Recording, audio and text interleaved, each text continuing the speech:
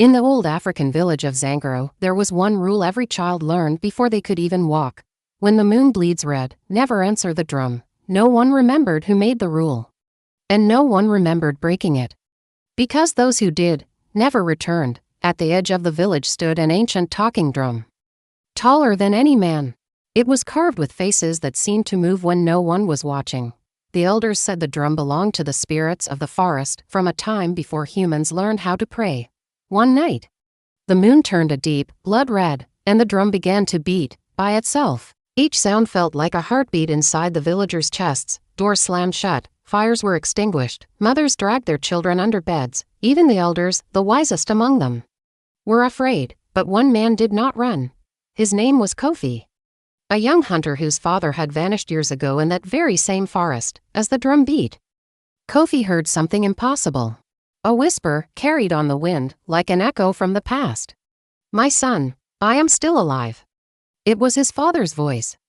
The drum was not calling the village. It was calling him. The elders screamed for Kofi to stop, warning him that the forest swallowed men whole. But hope is louder than fear. Kofi grabbed his spear and followed the sound, stepping into the darkness of the woods. The trees closed in behind him, swallowing the moonlight.